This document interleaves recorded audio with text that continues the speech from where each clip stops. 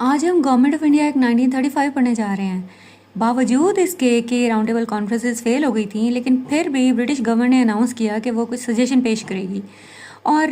इन suggestions को उसने एक वाइट पेपर के ऊपर पब्लिश कर लिया, यानी उसके ऊपर उसको एक डिस्कशन के लिए तैयार कर लिया। ये जो डिस्कशन थी ये ब्रिटिश पॉलिटिशियन और इंडियन डेलीगेट्स के दरमियान में हुई थी और एक बिल जो था ना वो इंट्रोड्यूस करवा दिया गया ब्रिटिश पार्लियामेंट में, जो कि बाद में 1935 में लॉ बन गया, जिसको हम गवर्नमेंट ऑफ इंडिया एक्ट कहते हैं। और ये लास्ट लेजिस्लेशन थी, लास्ट लॉ था जो पाकिस्तान की इंडिपेंडेंस से पहले जो था ना वो बना था, पास हुआ था, जिसके टर्म्स ये थे कि इंडिया जो है वो फेडरेशन बनेगा, यानी जैसे पाकिस्तान इस फेडरेशन है, उसका सेंटर है और उसके प्रोविंसेस हैं और उसमें कुछ प्रिंसली स्टेट्स भी होंगी। अच्छा, तो इसके अलावा उसमें 2 हाउसेस ऑफ पार्लियामेंट होंगे, एक सेंट्रल लेवल पे होगा और अपर हाउस जो है उसके 156 मेंबर होंगे ब्रिटिश इंडिया से और 104 होंगे प्रिंसली स्टेट से।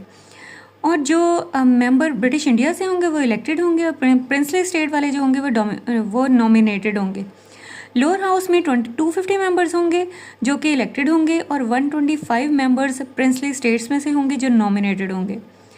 इसके बाद नेक्स्ट टर्म ये थी कि डेरकी जो है उसको प्रोविंशियल लेवल पे तो ड्रॉप कर देना है, लेकिन सेंट्रल लेवल पे इंट्रोड्यूस करवा देना है और उसके पास रिजर्व्ड सब्जेक्ट्स होंगे जैसे कि defence, foreign exchange, foreign affairs, यानी कि ये दूसरे कंट्रीज़ के साथ हमने कैसे मामलात रखने हैं और हमारी डिफेंस फोर्सेस जो हैं उनको हमने कैसे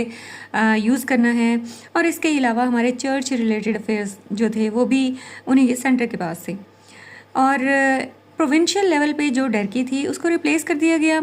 और एक ऐसे सिस्टम के साथ जिसमें प्रोविंसेस जो थे उनको ज़रा ज़्यादा आज़ादी दे दी गई, ऑटोनॉमी दे दी गई और प्रोविंशियल गवर्नर्स जो थे ना उनको ये इंस्ट्रक्शंस थी